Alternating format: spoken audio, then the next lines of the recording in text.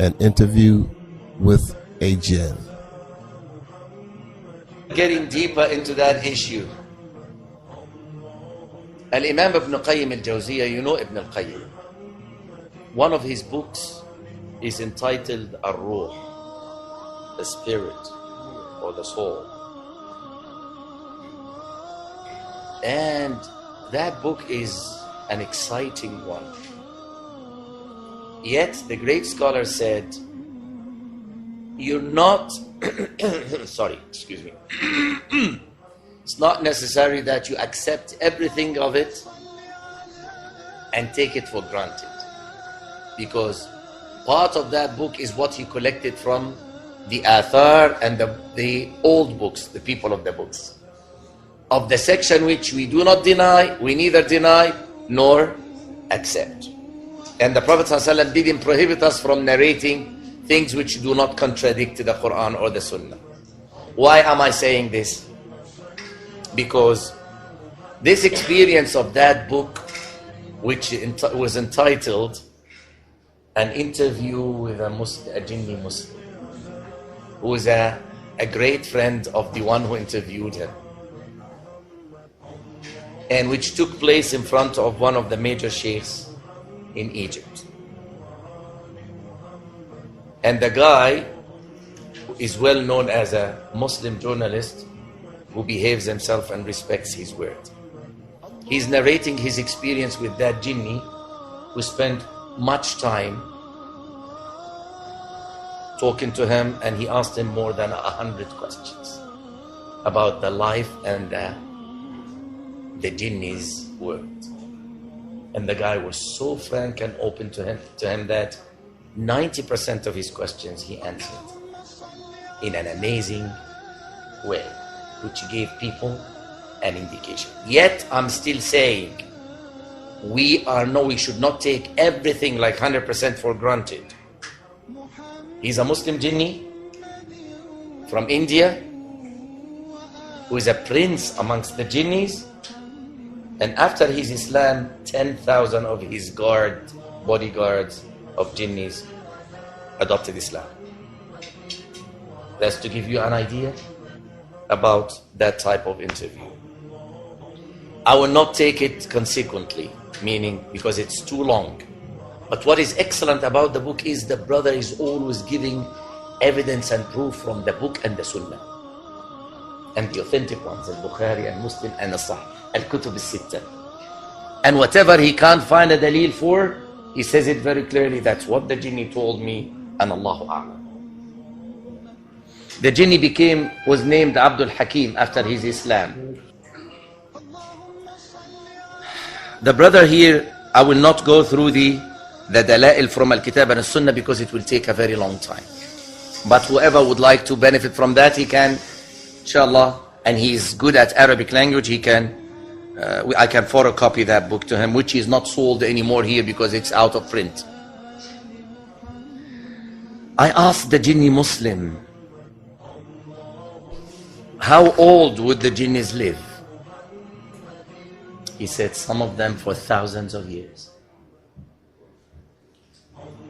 Some of us live up to 3,000 years. Others live for 4 or 5 or 6,000 years. But it is rare that someone lives up to 7,000 years. As for Iblis, he has been since Allah sent Adam down, and he's alive. And he has his throne somewhere on earth, on the water, in an island. And his 5 kids, and he mentioned some names for the 5 kids of Iblis. The main 5 ones are still alive with him. I asked him, and how old are you? He paused for a while, and he was staring at me, because one of the strange things which happened is he saw him in his real shape. He was possessing one of his relatives before he became Muslim. And he stayed in him for those weeks until that was finished. So he stared in him as if he's seeing through my eyes into my depths, guessing, what do I mean? Who is trying to read something. And then I repeated the question, how old are you? He said, swear by Allah that you won't try to harm me or to hurt me. That's the Jinni. I was surprised and shocked at this. I said, Uqsimu billahi al-azim la adurruk. Why should I do that? He said, I'm still young. Compared to the human being, I'm like 15 or 17 with the human rate. He said, no, I want your real age. With the rate of the jinnis. He said, 180. Which is, I'm in my adolescence. 180. He later explained to him that a baby jinni would nurse his mom for almost 40 or 50, up to 50 years. And he's still nursing. Most of the time, a baby jinni would be asleep, not active, a baby. So 40 years? Yeah. Taking the milk of his mom, and he said, milk, exactly like you, human beings, and sleeping. As for your dad, is he still alive? Because he talked about thousands of years. He said, no, he died in a battle. He was kafir, disbeliever, his dad, which took place between him and his right-hand helper, whose name was Hud. And he was 950 years when he passed away. As for my great-grandfather, he was up to the sky trying to pick up something from the angels. Then Allah subhanahu wa ta'ala sent a shihab on him, which destroyed him. And he was thousands of years old when he died. I said, do you know exactly how old was he? He said, no. But he was mu'ammar, like those extremely old, very old. Down here, وَقَدْ أَخْرَجَ الْبُخَارِيُّ فِي صَحِيحِهِ. Everything is by evidence. This, yes, happens in the world of jinn according to what the Quran said or what the Prophet ﷺ said. All that is narrated here. In this new chapter of the book, I would bring some known information to the people of experience and knowledge. But still there are surprises and shocks for many people. Oh, this. Even in the American and Western world. And we might explain some of the phenomenons that many people are bewildered when they think of. If we want to realize or picture or view that al-jinn live in every spot of this earth, and to make it closer to the mind, I would say that man lives on the dry land only, right? Except when he travels, sails by boat or by plane. And the oceans and the seas cover most of our planet. More than 72%. Whereas the dry land is only 28% or even less. And experts are telling us that the water is taking more space every day because of the melting of the poles, which made some experts to give our planet the title the water planet, because it is 70% of it is water. And not all the dry space left is inhabited by people. Lots of it is desert, as you all know, right? Subhanallah. They occupy less than 1/4 of that dry land left. They mean us? Yeah. No, the human beings. Right. Go to Egypt, In Egypt, we only live on the banks of the river Nile. La. Most of Cairo is what? Deserts and mountains. But we live on the river bank. Now he moved from that to the world of the jinnis.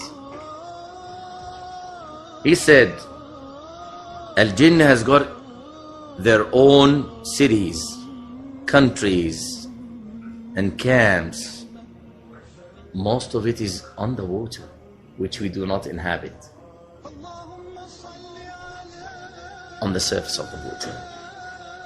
Sulaiman used them to build him castles and palaces at the bottom and on the surface. And when Balqis came from Yemen and she got into one of the palaces of Sulaiman, she thought it was water, so she moved her dress a little bit not to get wet. So he smiled and laughed, and everybody in the company laughed and said, it's crystal. And that crystal was on the surface of the water. It was so clear that she thought she's getting into water. And that's in the Quran, right? قال إنه صرح ممرد من قوارير. طيب. And he has got camps and cities at the depth of the sea. My body in a scuba diver.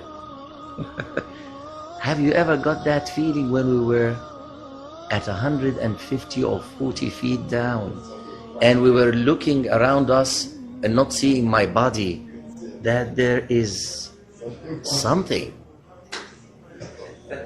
I did. You were my body for many times, and Khalifa was my body for many times. I had this feeling, especially when I get into a cave and watch for eels or stingrays. There was a feeling of, I'm not the only one who is giving bubbles at that place. There are some, sort of boom, and not fish. Subhanallah. Akhi, Allahu A'lam. But I'm telling you, we've been licensed by PADI, the American Association, for almost 8 years now, or more. More than 8 years, 10 years almost, right? And we're both advanced divers. But we need to practice, right? This might fall, I'm afraid. I'll do my best not to cover it. Okay.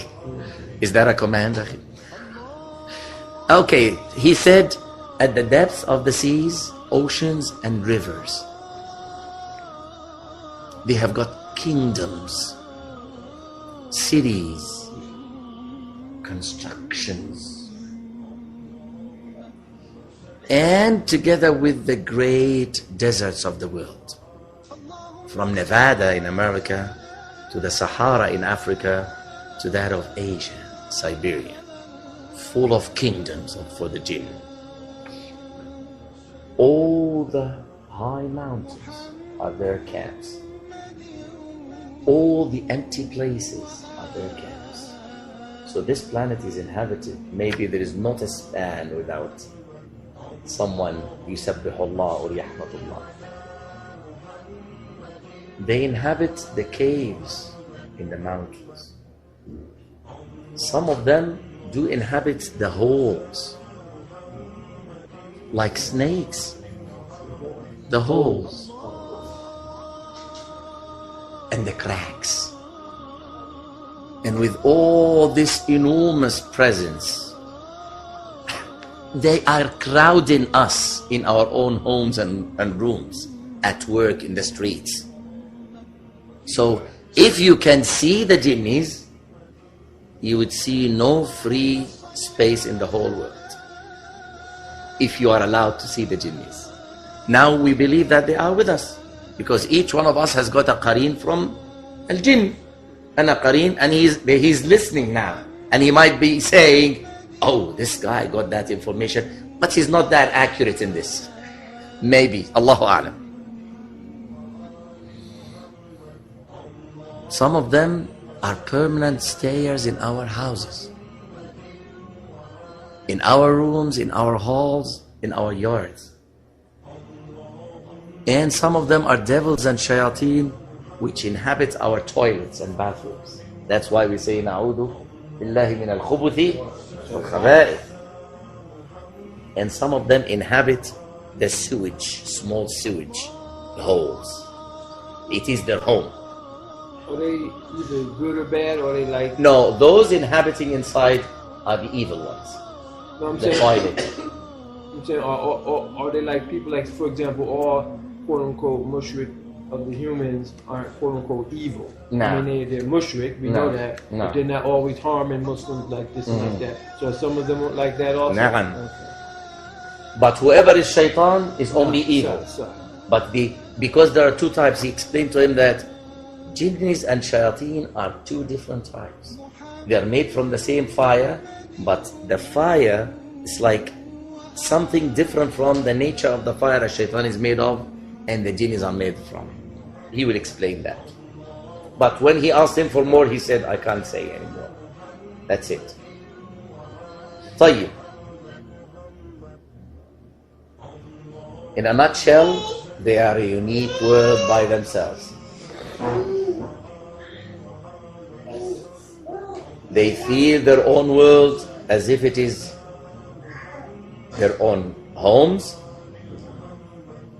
plantation, cities, history, faith and dogmas, parties, populations, kings, universities, hospitals, and everything you imagine in your world is found in the jinni's world.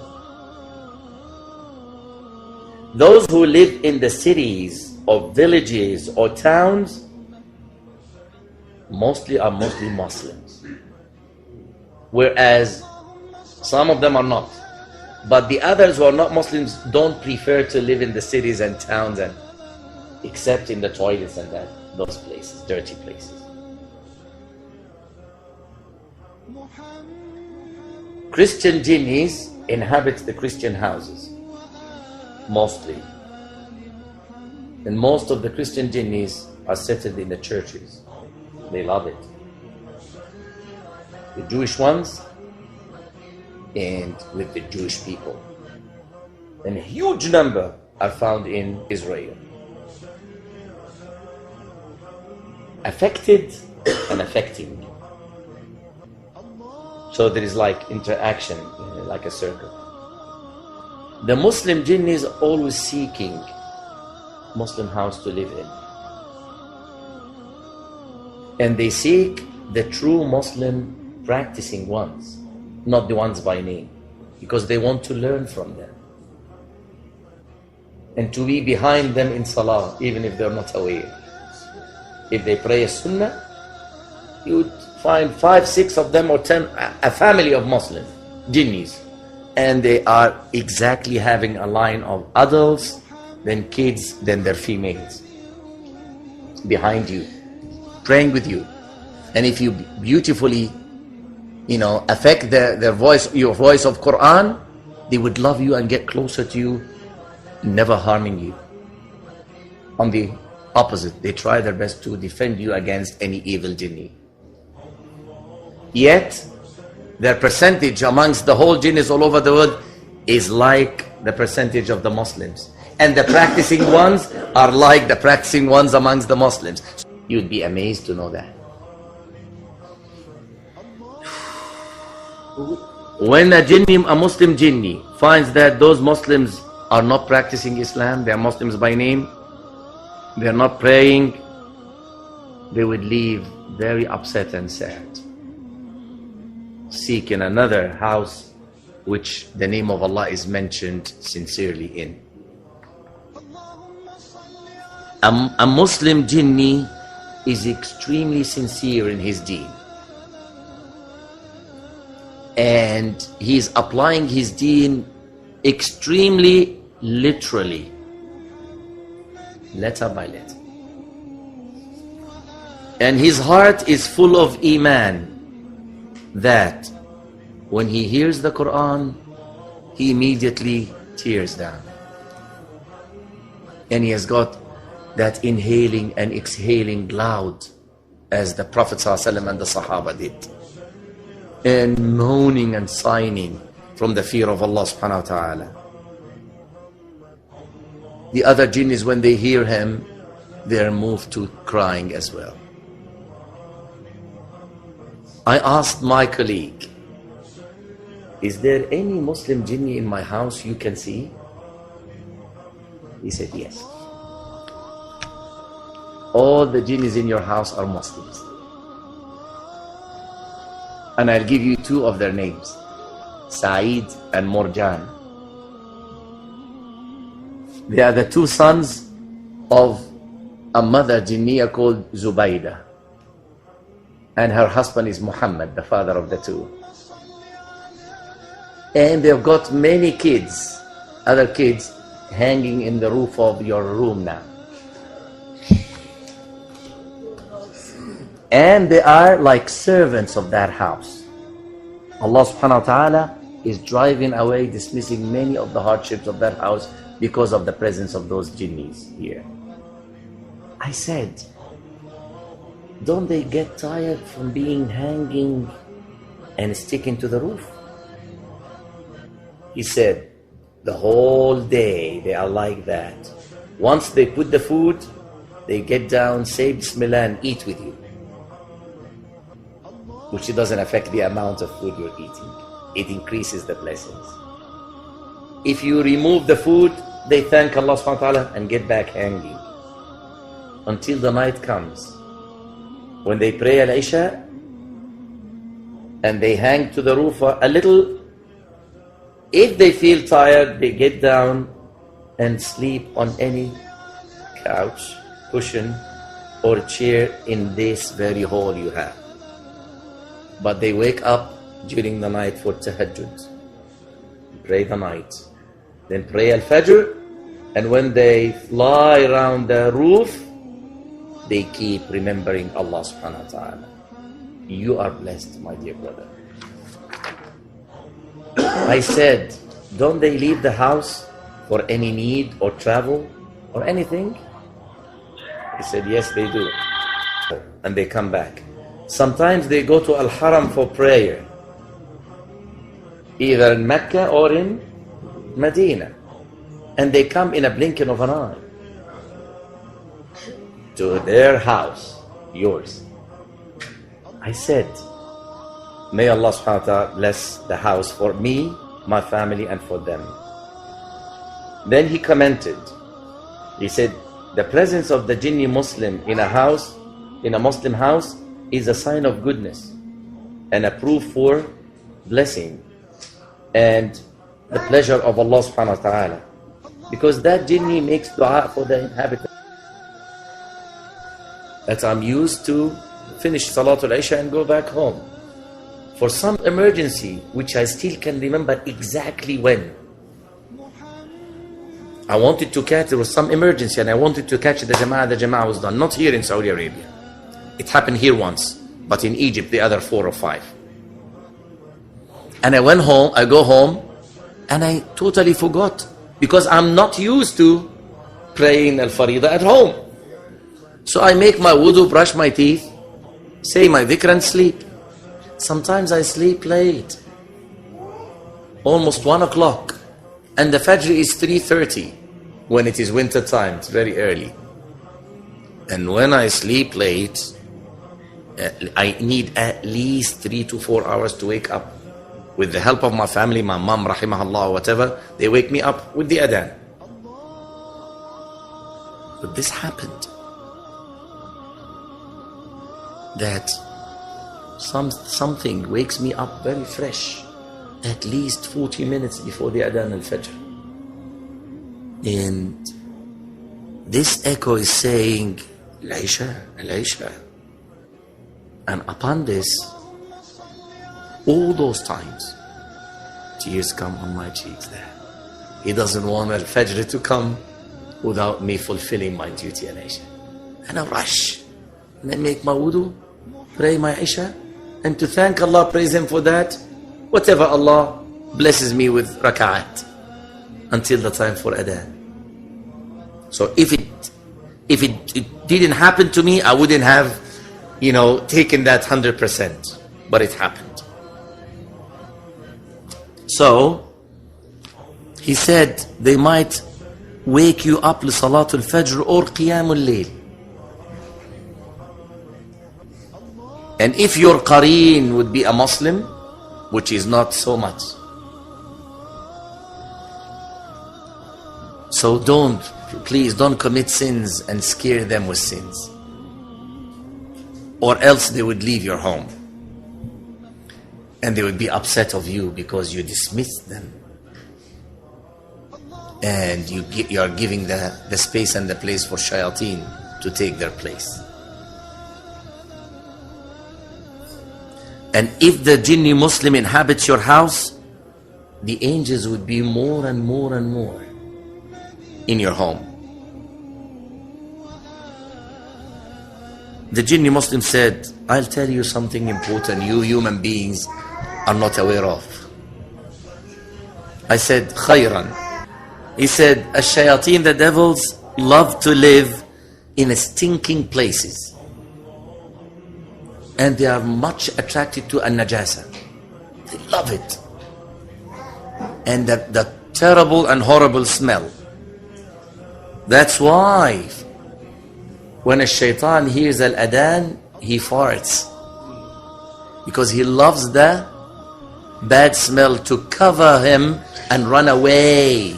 You studied that from the hadith of the Prophet ﷺ. And one of the ways of healing someone possessed is to call adhan. Because this adhan is like burning him bit by bit. Repeating al-adhan and reading from Surah As-Saffat 10 ayat and some procedure only those experienced know. So when they hear the adhan, they run away to the nearest toilet. And they put their hands on their ears not to hear the adhan. Or use their thobe to cover themselves. Some of them skip and jump in a second into the sewage holes. Or the sink, the hole of the sink. That's why if you get into Dawratul Miyah, use your left foot and say the dua before you get in. Warn your family and your daughters from spilling boiled water in those holes without saying Bismillah. If they need to, for the sake of cleaning or whatever, let them say Bismillah first. This Bismillah will keep them away from the harm of the shayateen. Because this might kill one of the jinnis or a shayateen. So his family or his mom would try to revenge from the inhabitants of the house without being aware that they did it. Not aware. But saying Bismillah would put those barriers between you and them, their heart. Especially females, because she's the one who more attached to this. And if they are enabled to possess, they won't hesitate. They would do that. Saying Bismillah and saying the dua fills in the gaps of your soul for them. They can't penetrate. But forgetting that and getting to the toilet and having the habit of some foolish ones sing and have rock while they're taking the shower, this opens the holes of your soul for the shayateen. And if you're saved from a shaitan with the favor of Allah, you can't guarantee the continuation of that safety.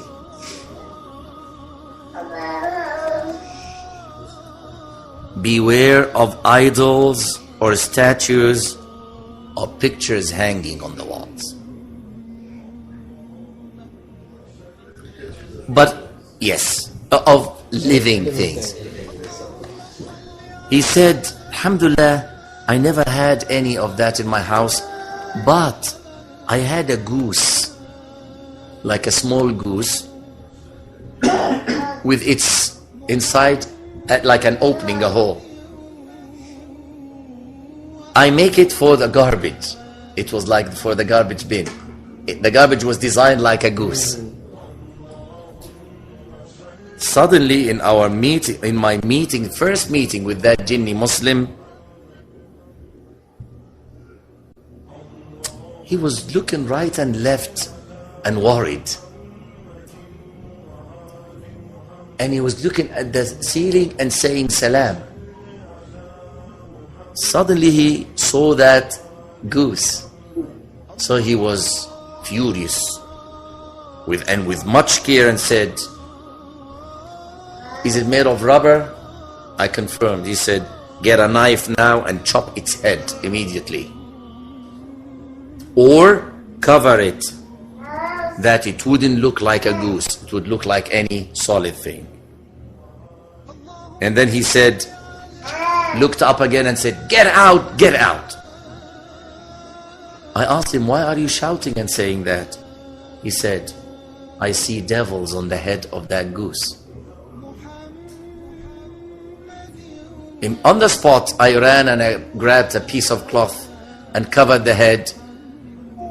He breathed and said, they left. And he reminded me and said, isn't Muhammad ﷺ saying, those who are min ashad al-nasi adaban yawm al-qiyamah, some of those who are deserving the most torture of Allah on the day of judgment are those who are making those statues? And that the Prophet ﷺ wants to get in a house where there are statues or tasawir. And he reminded me of Jibreel not getting into the house of the Prophet ﷺ once because of that incident. I said, how about the photographs? Does it affect you? He said, listen, any photographs hanging has got some magnetism in it, gravity for the shayateen. It's like grabbing shayateen to it. Don't hang it. If it is for necessity, always hide it somewhere. Even if it is on the cover of a book or a newspaper or a magazine, always turn it or cover it with something. Put them together and cover them. Don't give a shayateen any attraction to come in. And tell whoever you know of the Muslims, just for necessity, if you're forced to use those photos in your IDs or whatever. So, I want to ask you about this magnetism you're talking about, which is found in statues and photos. Is it true? Is it true magnetism, or you're just making it closer to my mind? He said, no, it's true 100%. Exactly like the magnetism which is taking you guys to the gravity. Satan, shaitan can smell it exactly as you smell the odors and the smell of anything. And he sees it from far away because it's like a rays or beams. It's like for you, like a cloud. So shaitan comes to it running as if he's coming to delicious food. There was an elephant toy for my kid, and another was like a doll. I said, those thrown on the moquette here. He said, no, these are toys for kids. They don't attract shayateen. I said, why? He said, I don't know the reason. I'm telling you what I can see. But didn't Aisha used to play with such a thing? Radiallahu anha. The jinn said that? Naam. And Muhammad did not prohibit her from that? Maybe the gravity or the magnetism in it is put out by the help of Allah subhanahu wa ta'ala for the sake of the amusement of the kids. Because I don't see them attracted to that. I told them, please stare and gaze on those elephant, and can you see the isha'at, the beams and the rays like that coming from the goose? I said, no, it's too faint. Very, very little. Because kids playing with it and throwing it away are destroying much of those beams and radiation in it. I said, Subhanallah. Sadaqa Rasulullah sallallahu alayhi wa sallam. I said to the Jinni Muslim, oh, he said to me, don't abandon any room in your house without using it, moving in it, doing something in it. Don't lock a room for a long time, and for a month or 6 months or so. Because if you have a bedroom and you leave it empty without remembering Allah in it, or sleeping in it with the remembrance of Allah subhanahu wa ta'ala, the devil prefers that place, and he gets in it to sleep on that bed, and he occupies that room.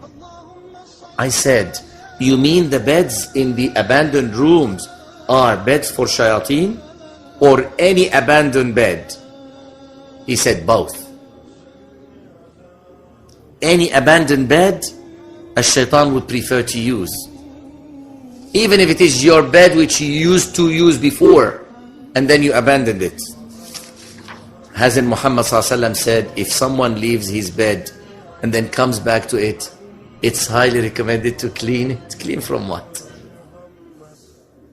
3 times with any towel or thobe? Because the Prophet said, he doesn't know who used it after him. I said, so it's not conditioned that the room should be abandoned for a long time. Oh, sorry. Would be abandoned for a long time. He said, of course not. But any abandoned room or abandoned bed for a long time is 100% a shaitan's place. Not only one, many. As long as, if the name of Allah is not remembered in that room or on that bed. He added, there are armies for Iblis spreading everywhere called al-mutasakki'un. What do you call those youth who walk aimlessly just for fun? Youth, adolescents who just walk in the streets aimlessly. They don't have any aim. They have a terminology in English. Huh? Those who just walk to harm people or have fun, or they have no job to do. Huh? In Arabic we have the word mutasakka, going and coming back and going and coming back for nothing. He said there are some of the shayateen who are doing that. Some of them stay in the streets for women, to beautify them in the eyes of males. Even if she is ugly, he would always come and try to add something to her face or to her back, and pushes a believing person to look at them. And a fajr, a disobedient, would increase in that. Some of them are specialized in the lower part of a female. Would always tell her, whisper to her to keep shaking. And that word in the American culture, I recently started knowing that it is one of the shake and shaking and shaky. I'm like backwarded in that, guys. I should have known that a long time ago. But alhamdulillah, it's a blessing from Allah. Because when I keep listening to the kids singing and saying, yeah, shake and shaky, and most of your songs are like shake, shake, baby, right? Allah understand. Na'udhu billah, worse than that. I better not talk about this. And from those shayateen who is, and he keeps beautifying, decorating that area for any looker. This guy, those guys work day and night, non-stop, 24 hours. He only relaxes very shortly because he is addicted to that work. Most of the shayateen are more active during the night, in the darkness. If Allah would have enabled you to see them, you would be amazed of the huge number by the evening, the coming of the evening. Some of them are specialized in harming and hurting kids, making them fight against each other. or pushing them towards playing in dangerous places, high places, to fall and die, or get injured the rest of his life, or make some of them wound the others, that the adults get involved, the parents. Then ash-shayateen, who are, what's the terminology used? Bombs. How do you spell it? B-U-M. B-U-M, bums. A'udhu billah. BMW, bums. They interfere and pour oil over that fire of fighting, and in most cases it ends in a crime. I said, to that degree a shaitan would use man as a plaything? Where is the mind or mentality of man? He said, a wise person who remembers Allah subhanahu wa ta'ala does not get involved in that. That's why the Prophet ﷺ repeated the advice, don't get angry. Ash-shayateen are aware of this in man, this weakness. So tens or hundreds of them would gather around man in this situation and push him down to get, and I see some shayateen of kids saying, fight, fight, fight, fight, during the breaks sometimes. Yes. Big ones who are 14 and 15. I'm in my office and I hear something like, I open the window and I see those groups. Two are fighting, and instead of separating them or helping them, the kids go fight, fight, fight, fight, until a supervisor runs and catches them before it's too. And I ask them, why are you doing that? They love to see that fight. Of course, they are surrounded by thousands of manarati shayateen. They must be. Allah musta'an. Question, did they ever talk about different sizes? The eyes of the shayateen go this way. They are oval from top to bottom. So people make The size of their heads, the size of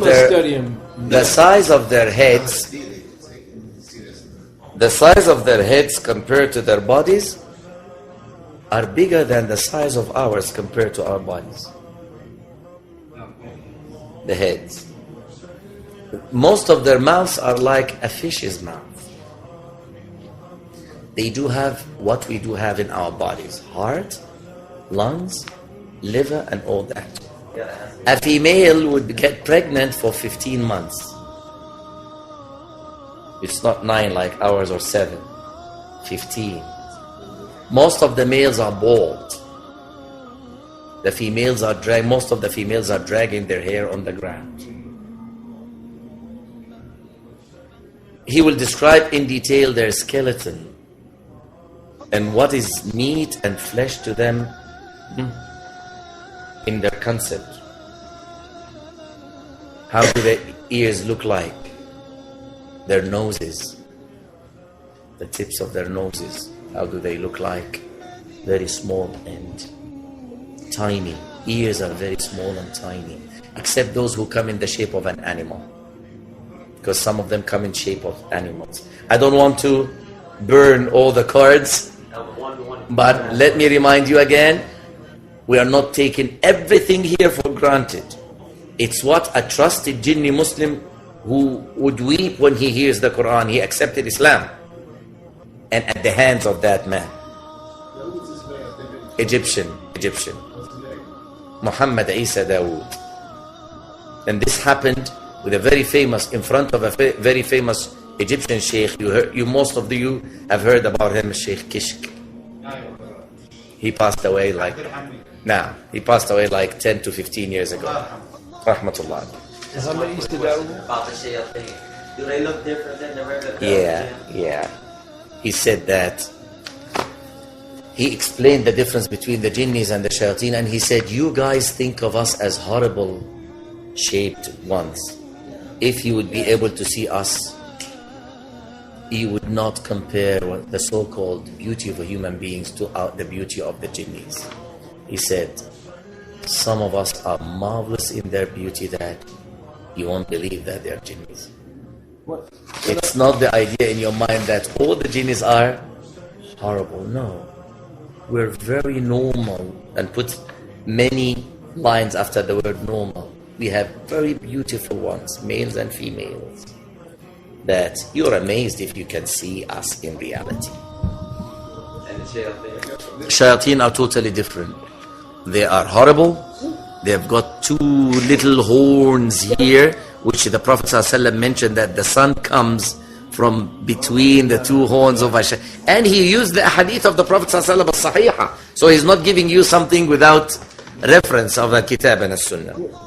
I'm not a mufti of Jinni, by the way, and I want to go back home safely and go to bed, sleep safely. I don't want any one of them to. Inshallah, alhamdulillah, I'm protected. Now you're talking about position. And there is a whole chapter the Jinni talked to him about position and what happens exactly. And the tricks played by the Jinnis. And the characteristics which should be found in a healer, the one who tries to heal and get out the Jinni exorcism from someone. Leave that question until we come to that chapter. But you will learn many of their tricks, what they do, inshallah. Allah musta'an. La, sometimes they're weak ones, or those who get weak through reading Quran on them, that some of them are burnt up to half of them. And I had an experience myself with one Egyptian brother who's a Hafid of Quran, and his wife has got 7 recitations of Quran, and she was possessed before she learned the Quran, actually from the night of her wedding. And we did our best. There were 4 kafir jinnis in her, 1 male and 3 female, and the 4 of them were Christians from Sinai. Alhamdulillah, by the will of Allah, we got rid of that male. The 3 females were fierce, but with the reading of the Quran, especially some special ayat, we will talk about that, inshallah, and you will take their numbers and the chapters. Alhamdulillah, 2 of them were dismissed and still struggling with one. نسأل الله أن يشفيها. May Allah subhanahu wa ta'ala cure her.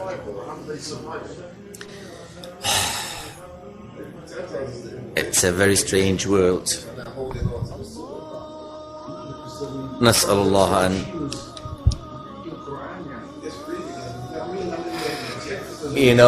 You know, sometimes it paralyzes her tongue when she starts to read Ayat al-Kursi on herself.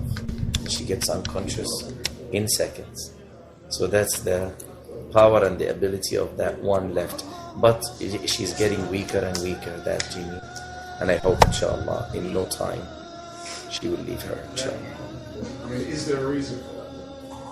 Lots of reasons. Yeah, for possession? Not for possession, but for the reason that they can stand.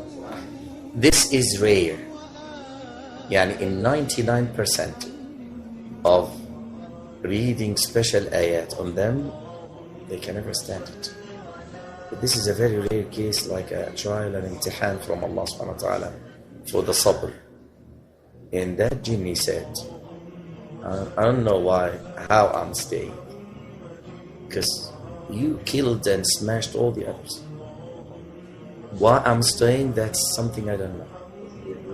Allahu A'lam. Like Iblis himself, he will mention some amazing things about Bermuda Triangle. And Formosa, amazing things that a shaitan refused to tell him. But I have a feeling that there is something. He said, please don't ask me. Talked by the UFOs, that trick of the UFOs, and said, he said, many people think of the so-called other creatures, and most of it are done by Jinni. Yeah, that's what I figured. The UFOs and those fast, lights and shapes, and people witnessed and saw something in their fields. He said that most of it are done by special types of jinnis and devils to scare people. But he didn't deny the possibility of having other creations on other planets. He said, I can't confirm and I can't deny. What I can see and what I can feel, according to our ability, it is possible. He said, while we were discussing and we came very close to each other, he usually had this sense of, we were created before you. And I had to give him the piece of advice, listen, do not feel proud because it's a sin. And he had to admit his mistake and ask me for forgiveness. I said, forgive me, I was ignorant when I said that to you. That you can't be proud of yourself because you were created before us. He said, Allimni, allimni, teach me, teach me. Is it true that they're like the thing about the gender, generally they're quite ignorant? Generally speaking, across the age. Some of them are experts. The word ignorant which came is ignorant of how to deal with us and treat us. And one of the examples I mentioned is that guy is running thunderously and slamming a door. And there was a baby Jinni sitting playing with his brother at the edge of the door. They like edges. And a shaitan likes to sit between the sun and the shade. That's why we are prohibited from praying, half of us in the sun, or even sleeping, half of us in the... He gave all these dalils. He said, I can see devils and shayateen now. He's relaxing. Half of him in sun and half of him in the shade. Don't do like them. If he slams the door and he kills any of those babies, the mother does not think the same way we think. She wants the revenge.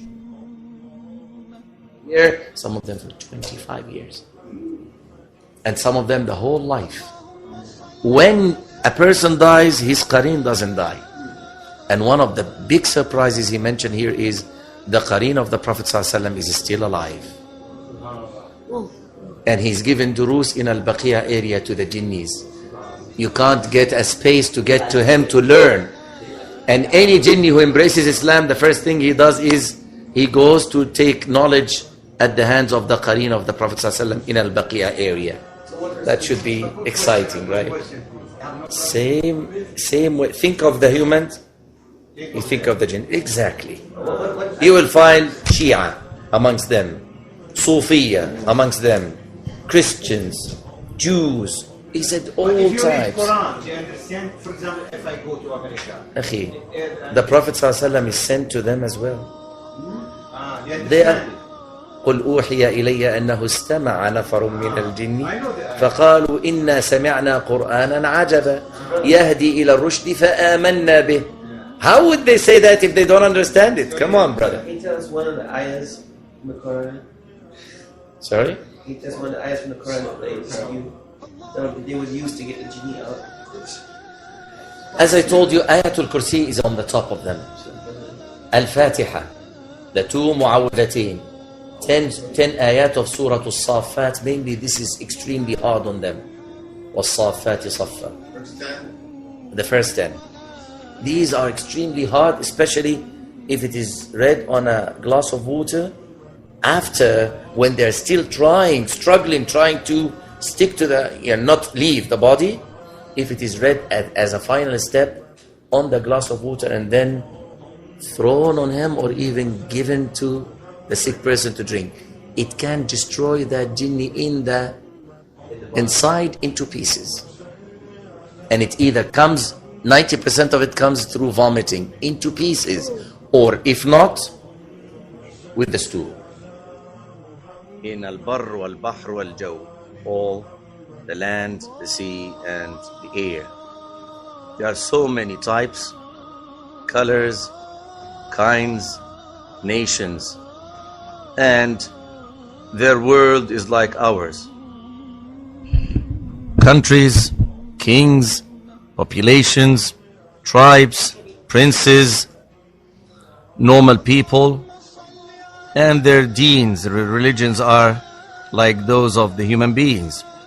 Some are Muslims, alhamdulillah, and some are Christians, astray, some are Jews, some are Hindus, some are Buddhists, some are atheists, and some are communists. And what is very wondering or wonderful is that one of those communist jinnis, he was preparing studies in the communist thinking and ideas and theology, debating and protecting it, defending it. And I don't know if it is for his fortune or he was unfortunate or fortunate that I never met with him or answered him. I was not there when he was debating with the rest of the jinn. He might have surrendered his will to Allah subhanahu wa ta'ala, but the one who gave me his piece of news is my friend, the Jinni Muslim.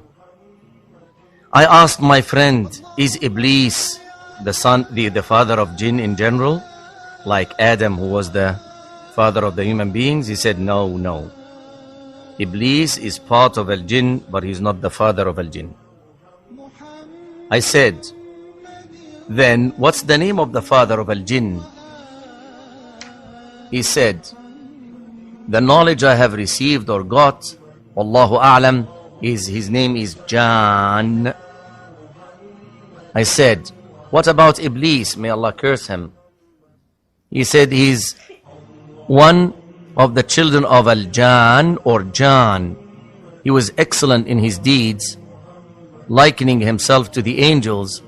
And after that, he became bad and felt proud, as it is known to all of us Muslims, in his saying, and the Jinni narrated the ayah, وَإِذْ قُلْنَا لِلْمَلَائِكَةِ اسْجُدُوا لِآدَمَ فَسَجَدُوا إِلَّا إِبْلِيسَ كَانَ مِنَ الْجِنِّ فَفَسَقَ عَنْ أَمْرِ رَبِّهِ. That's of Surah Al-Kahf. Then I said, many people do believe that Iblis is the father of the jinn.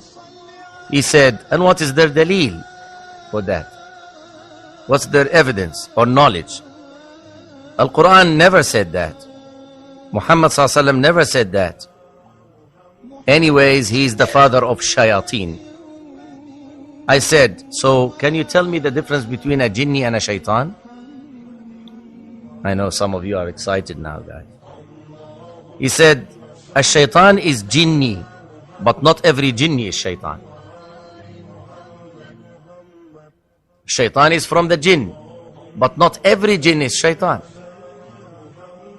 He said, can you clarify that more? Because I'm thinking of writing a book and telling my brothers, the human, what you're saying now. He said, it's simple. Iblis married a jinniya, a female jinni who believed in him and his ideas. And they have offsprings, dhurriya.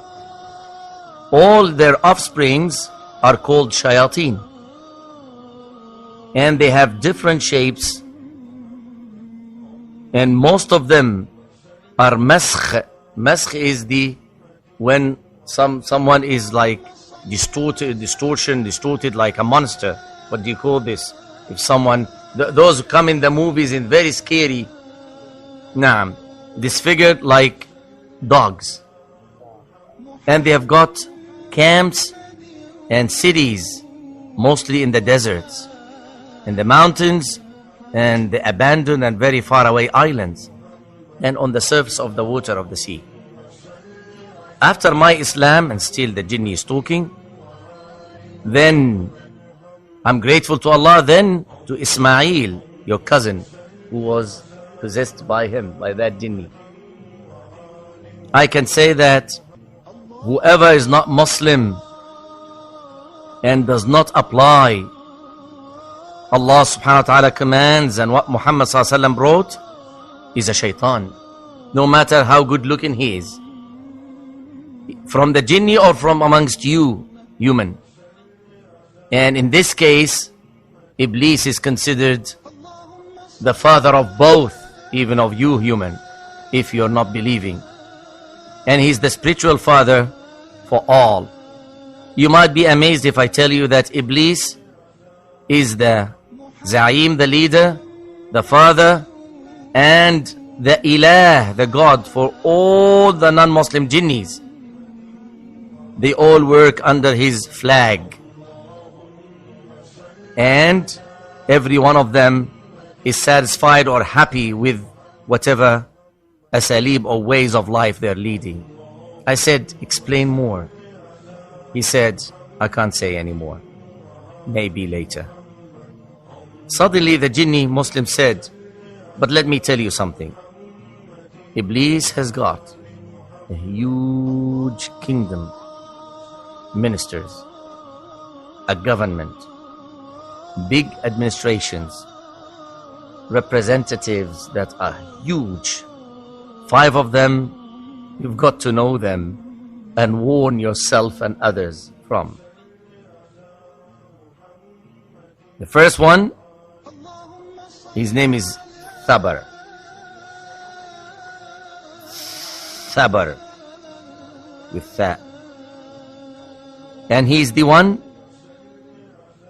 who would come to anyone in hardship, anyone who lost a member of the family, like a mother losing her son or whatever.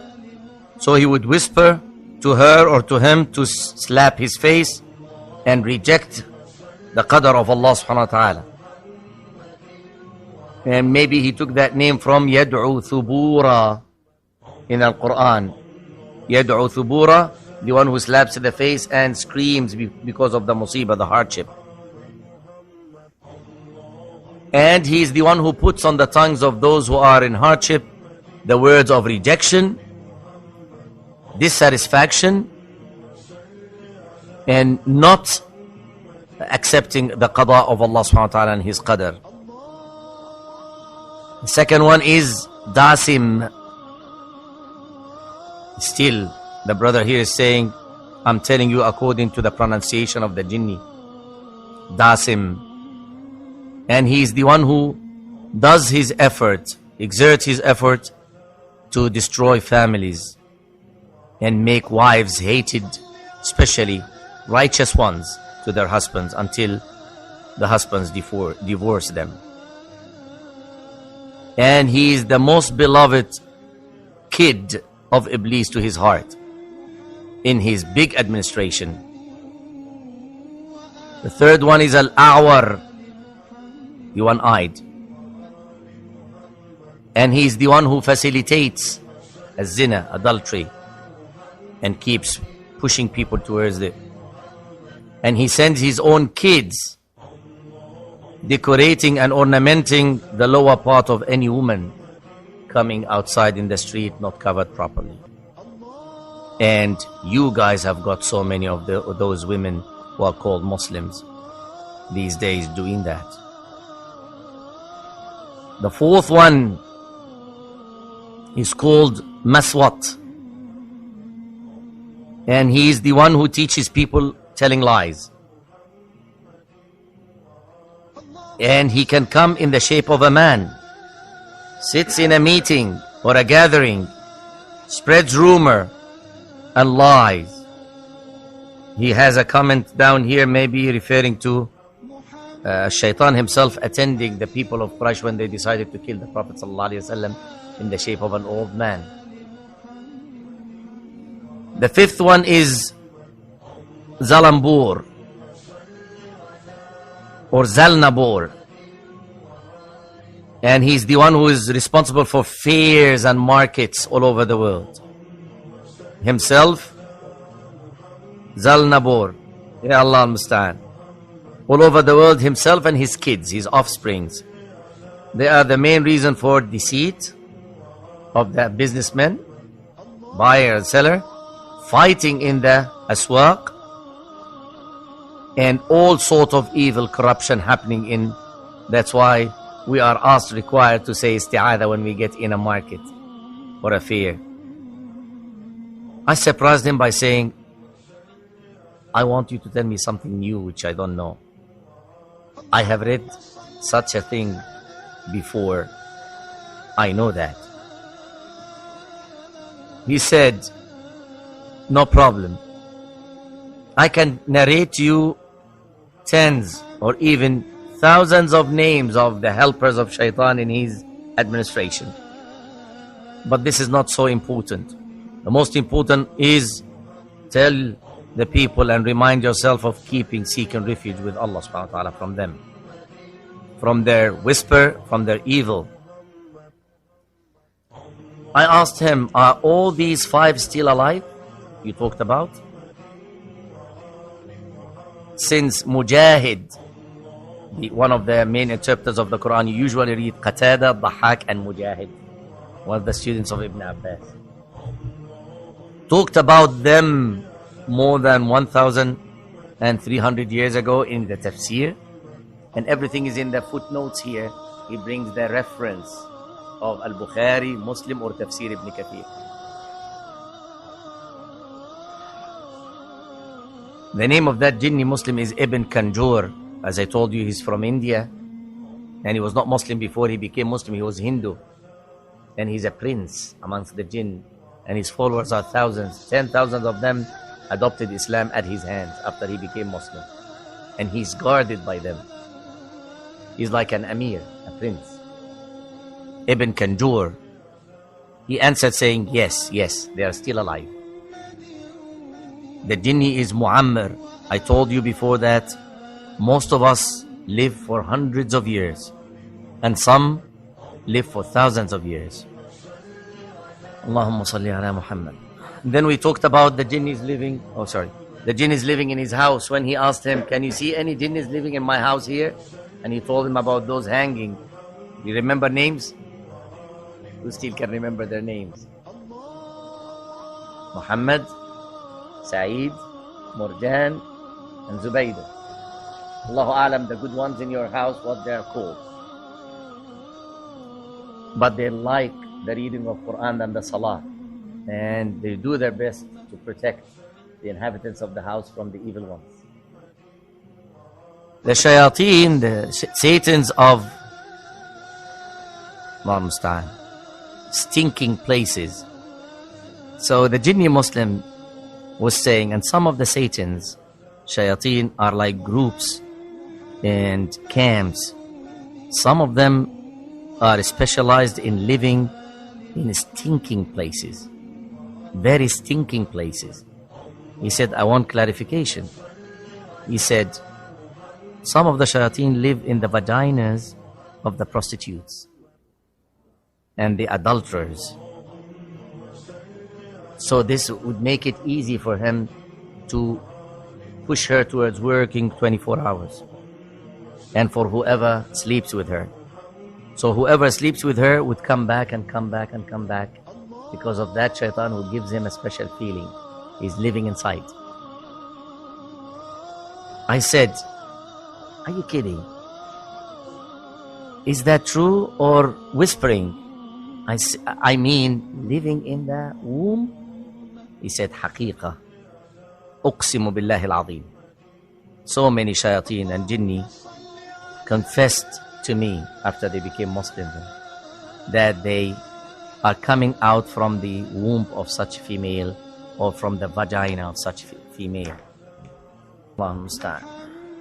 And then he continued, some of them live in the anus of the female or the male who are homos, to make it lovable to them, that activity, and making it easier, the terminology for that, sodomy. And some of them live in the lesbians' vaginas, that they become addicted to those activities. Some of them live in the place where the cows and the animals are slaughtered. They love the blood and the stinking blood and whatever is left in the slaughterhouse. Others live in the prostitution houses. They take it like a base, taken off from that base. That whoever go and visit those places would always love to come back, because of the effect of those shayateen, not mainly that lady. And they whisper to him to bring more of his friends next time. As for the nightclubs, or what you guys call as disco, is that right? He said yes.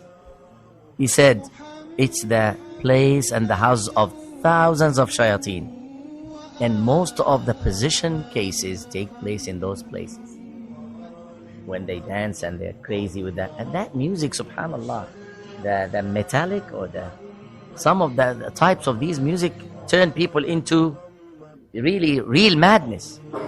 That I read about an American mother who killed her own son, who was 5 years old, sitting at the table, because she was just into that heat of dancing that she picked up the knife and she was not aware what she was doing. And she killed him. After that, she regretted that much. And she wanted even to commit suicide. Someone stopped her at the last second. So, Allahumma musta'an. Na'udhu billah. So, many of the cases of possession takes place in those nightclubs. Because Satans love that type of music and singing. And they adore and worship dancing. Dancing to the shayateen is their god. They worship it. He said here, تعشق الرقص لدرجة لا تتخيلونها. You can never imagine how much they do love dancing. And still some people are spreading that among Muslims, saying innocent dance. I said, is this in the Muslim land or non-Muslim land? He said, yes. The shayateen wish man to die and be destroyed at any way. And they know that these homo practices are causing destructive diseases, destroying diseases. And Iblis is always teaching them that a Christian or a Jew or a communist can become Muslim at any second because of that vast spread of Islam. So try your best to kill him before he does that, through pushing him towards committing those. And the biggest number, you try to do that for the sake of not giving him a chance to think about Islam in the future. So not a single prostitution house in America or Europe without shayateen nesting in it. The khammarat, the pubs, and the factories, the wine factories, all of them are castles for shayateen. And the non-Muslim Jinni, they adore khamr, wine, its smell, and especially the stinking smell of al-khamr. UFOs. UFO. I said to him, his name became Mustafa Kanjur, that's the Jinni. Mustafa, let me tell you some of the stories which many people confirm it's real for some strange things they saw or experienced about UFOs. And I'll show you some pictures which were taken by some of them. And I want you to tell me what you think. He said, whatever I know, I'll tell you. He said, one American said that, an American guy said that he saw a very strange thing, body or shape, based on 6 legs. And he saw some human-like creatures picking up special flowers from his farm, garden, while he was hiding behind the great trees, these great trees. And he was like very upset seeing those who were careless stealing his stuff. So he didn't stand that, and he came from behind the grapes to run towards them, thinking that they were normal thieves. But when his name is Mass, that's the name of the man. Mass, M-A-S-S. When he was only about 10 meters away from them, one of them immediately turned, and he had something like a remote control in his hand, in his right hand. He directed that jihaz to him and then put it back in a container which was hanging on his left shoulder. At this moment, at this second, Mass felt paralyzed, rigid. He couldn't move his head, neither his head nor his hands, and he didn't feel anything. And after this took place, Mass described those creatures as very short ones, dwarfs, 120 centimeters long, which is divided by inches. You talk about like 40 inches The head is so big, which doesn't have the, any relation with the body in the size. It's huge. And the head is immediately on the shoulders without a neck. There was no neck. Mass also mentioned that they got hair in their head, and the mouth was like just a small hole. All that is, the brother is describing to the Jinni, and the Jinni is listening. And the eyes, they look like man's eyes, but without eyebrows. And their skin, eyebrows. And the skin is so soft. It looks like glass, so soft. And the color is like those who are Middle Europeans in the midst of Europe. The width of the two shoulders are a little bit more than the width of the head, a little bit. Mass noticed that those two who turned to him one after one, they have got 2 arms and 2 legs. But he couldn't see any hands or fingers, or even toes. And they were wearing vague clothing, like one piece, sticking to their bodies. On the right side of them, there was like a small container and another bigger on the left side. Mass said those 2 particular ones went back to the remote control of that set, which was 2.5 meters high, meaning double size any one of them. And they kept looking at Mass from the top of that flying thing. It looked like glass.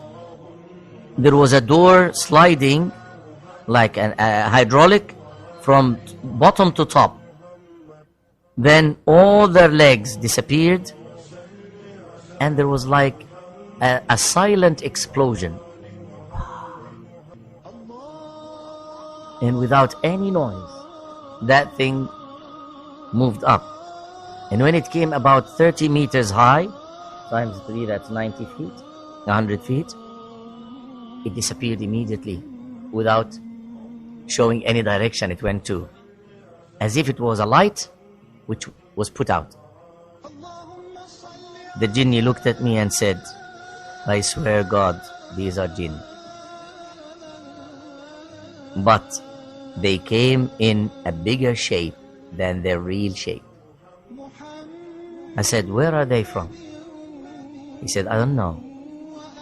But they might be inhabiting some regions, we call them under red sound, or what is the red rays or violet rays, ultraviolet, under, taht, not over the clouds. Or they might be inhabiting the depths of the oceans, from the inhabitants of those. He said, now I'll show you the picture of what a lady called Axia, sent by a lady called Axia, and it's got some special stamps which are weird and strange.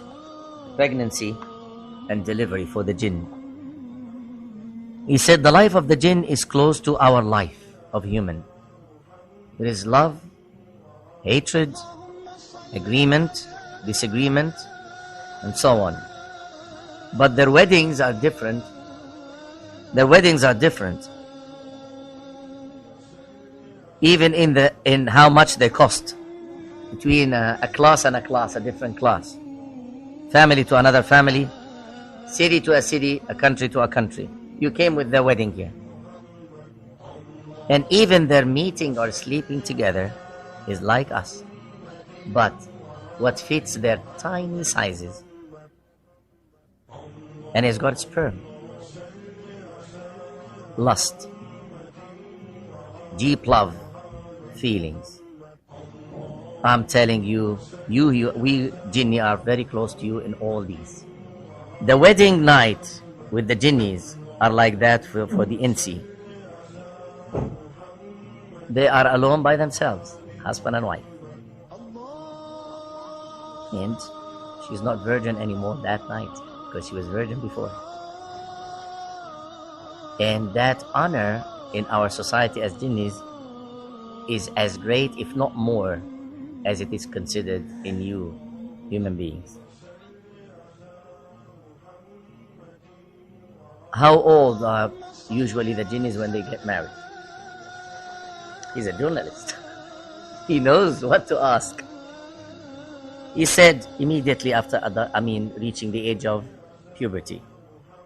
But most of the jinn do marry at the age of 170 or 180. He himself is 180. He's an adolescent. Until the age of 200, up to 150. This is the normal range of their marriage. Whoever is more than that, like 300, is like a guy amongst you who is in his 40s, early 40s. And he's intending to marry. Isn't that something not familiar in your societies? Especially the Muslim ones, someone who has reached 40 and is not married yet. I said, as for pregnancy and delivery, does it have any pain with your females? I would not say I would stop here. No, I know. He said yes. Because it's creation coming out from the womb of another creation. A son from a mother.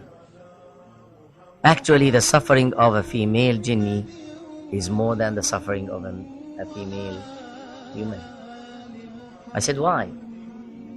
He said, because the time of pregnancy is not 6 to 9 months as you have, it's 15 months. And then after that, that process of pain for delivery starts, which is sometimes extreme. You have to know that in one pregnancy, the kids are from 7 to 9. Not one. And sometimes an exception happens and she is pregnant in 12. A mixture of males and females. I said, and does she nurse her kids? A baby jinni would take the age of a life of one of you. How old a human being lives normally. Yeah, the years he's taken milk. He said the baby jinni stays without moving much or talking much for a very long time, and most of the time, 90% of the time, he's asleep. I said, and after that, he said, normal, he grows up, learns, he gets to schools, universities, exactly like yours. But we are high-tech, and our knowledge is fitting our life. Some of us learn medicine, others learn architecture, others learn journalism and arts. Exactly like you, but whatever fits our own life. Can adultery take place between shayateen and ins and human? And I mentioned to him the hadith of the Prophet ﷺ. If a husband sleeps with his wife and he doesn't mention the name of Allah, a jinn will cling on his organ and he would do the action with him. He said this is true, but it's a warning, prophetic warning to every Muslim that he has got to cover himself from the jinnis and the shayateen with the name of Allah. You have to say Bismillah. And he mentioned the hadith of the Prophet ﷺ, Allahumma jannibna shaitan wa jannib shaitana marzaqna. Because any shaitan or corrupt jinn attending that, the name of Allah would make a veil between him and the two. If not, he will participate with the human male and he will ejacule with him. But this will destroy the sperm of the human being if it mixes with the sperm of shaitan. And this is one of the main reasons for abortion in you, human. It's intermingling with our world, but there, as he said, there are barriers between us and them. Especially with the dhikr of Allah subhanahu wa ta'ala that splits everybody on his own affairs. He's watching you and seeing what you're doing, but he's not able to affect you if Allah subhanahu wa ta'ala grants you dhikr, the remembrance. If you don't, not necessarily he affects you, but you are at the risk of being affected by him, especially the bad ones. The bad jinnis, corrupt jinnis, or the shayateen who are all bad. That's what he explained. So that intermingling between the worlds show us how weak we are and how little we are compared to those jinnis that a female would have 12 in one pregnancy, probably. No, but that's the normal life. She's not the only one. Suckling 7 is like a human suckling 1. Allah subhanahu wa ta'ala, the one who ordained that on them, if this is 100% true, so Allah, whatever the guy has got, Quran and Sunnah for it. And whatever it does not contradict, I cannot deny it or belie it, and I cannot take it for granted. He looked like human to the guy until he came closer. He thought that they might be wearing something to hide. Until they turned, he found the reality now, and that effect of that thing, as Mas was saying, paralyzed him in his place until they left. But he watched everything until they left without being able to react or scream or run until they disappeared. He narrated that, and he mentioned 3 other incidents which someone took a picture, and he showed it to the Jinni, and the Jinni said, "Uqsimu billah, these are Jinnis." Now, these are Jinnis, I know these are Jinnis, and I've seen some of them before. Activity. Actually, they fear us. What about the hadith? They fear us, especially the one who carries Quran, reads Quran. The ulama talked about that and said the running of the shaitan in the blood here resembles his effect on the ones who doesn't mention Allah, because the rest of the hadith is saying that إِذَا ذَكَرَ اللَّهَ خَنَسْ, if he remembers Allah subhanahu wa ta'ala, his way in that blood is blocked, so he's out. But he's not possessing, that's a different thing. Yeah. We don't know. This is the island of the jinn. They have their own world, and we don't know what causes interaction. But we do know how to protect ourselves. Yeah, we know how to protect ourselves, but we can't. My thing is that to try to logically. It's hard. To logically try to come to some logical conclusion. He came to that conclusion saying that you are a different nature. Very dangerous. Before you logically prove it, you can't do that. Sahih. It's impossible. No, but the same thing. You know something publicly, right? For example, if you can hear Rasul say the Quran, that means they must have some form of sound principle. But they can see us. And hear us. إِنَّهُ يَرَاكُمْ, the ayah is very clear. إِنَّهُ يَرَاكُمْ هُوَ وَقَبِيلُهُ مِنْ حَيْثُ لَا تَرَوْنَهُمْ. ما أنا أقول لك، وليش أبو هريرة شاف الجني؟ يعني بإذن الله سبحانه وتعالى في أحيان قليلة جدا لحكمة يعلمها الله سبحانه وتعالى. Why did that mass see the jinnis? I said, and why did Abu Hurairah see the jinni? Allah subhanahu wa ta'ala might allow it in rare cases or some cases. Yeah, we don't know. We don't know. But then again, all of these things are not really, the way I see it, we should treat these things as a neutral, and encouragement to seek refuge with what the Prophet has taught us. This is the real benefit, not to try to figure out whether you got 25 breaths. You can't. It's not easy. Or do they run and jump like we do? That's not the point. We know certain things, like they affect us. They can't have an effect on us. If Allah wills. If Allah wills, and we can have an effect on them. And they can do some bad things. If you can kill them unaware, so you have an effect on them. And they have armies, and that they're against us. The shayateen, of course. These are the things that we need to benefit from. Not so much as clinging to, how many I got hanging from my ceiling or things like that. This is not the point. Is that it should encourage. It should make us aware of the reality of the world of the animal jinn. I think one of the things, especially, do they have a whisper saying to them as well? No, they do. لا قرين لا. No. If you mean a whisper or a whisperer, لا, he didn't say that. He didn't mention that. You know what? Yeah, they might have. You guys mentioned like out here, when we get like in contact with In contact with the rest of the jinn? how did he come to get the He mentioned that at the introduction of the book and said, "Forgive me from giving you the details. I can't." But he was possessing his cousin Ismail, and that journalist was very much interested in the topic of jinn many years before, and he had many researches in that field and read too much about it until he managed dealing with his cousin who was possessed, and he gave da'wah to that jinni in Sadwan. He talked to him until he embraced Islam at his hands.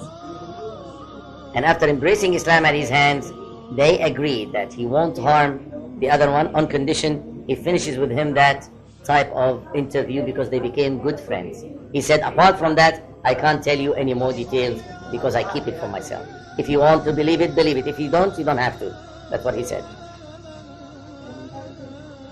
تفضل.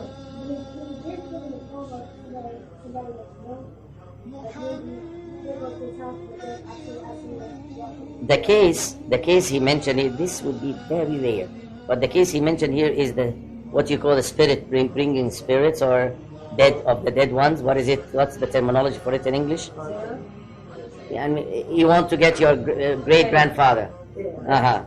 The qareen of them, their qareen, actually the one who brings them forth has got his own qareen, having some agreement with the qareen of the dead ones, who used to live with the grandma all her life.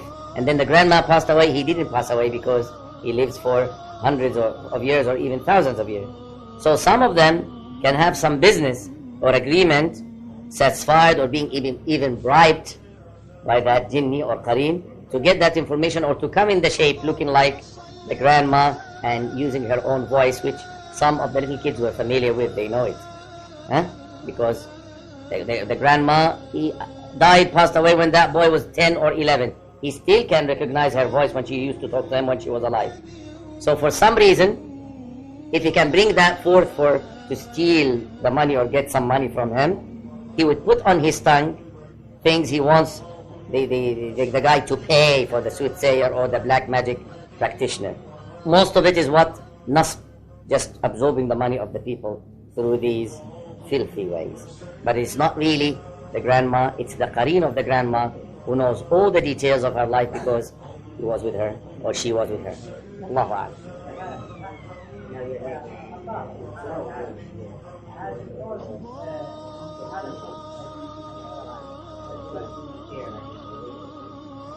We read about Jesus Isa alayhi salam coming to a possessed person, and he ordered the demon to come out. And the demon came out, that's in the Bible. And then that demon possessed a herd of swine, which became mad on the spot and rushed towards the river and committed suicide and died. This sign found and mentioned in the Bible, together with the very famous saying of Isa that there would be coming some people who pretend they can do such and such and that. They are sahara, they are liars. Not everybody bringing something strange on his hand is a miracle, or he can pretend he's a prophet. This is another clear saying in the Bible that Isa was warning against those who use jinnis or black magic to fascinate people and try to persuade Isa alayhi salam in the Bible. So there are many signs found in the Bible and in the Old Testament about that. Wallahu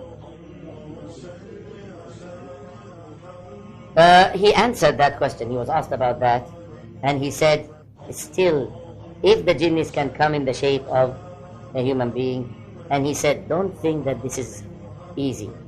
One of the hardest things for any jinni is changing his form, because this would mean sometimes dying for him, and he would be at the risk of being killed at any time if the if the human realizes what happened. Yeah?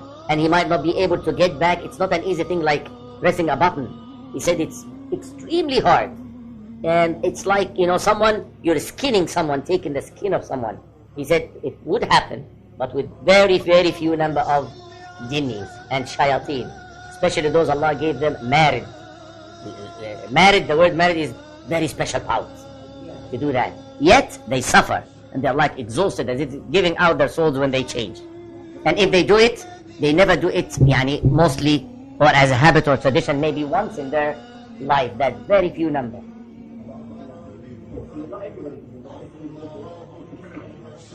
If there is familiar dealing with jinnis, with magic, yes. He said something like that. If a black magic practitioner is so close and deep and devoting himself to that shaitan, a shaitan can appear to him in his real shape sometimes. He said so. So, if that relative was a non-Muslim, a Muslim, that's a different case. Allahu A'lam. I can't give fatwa about that.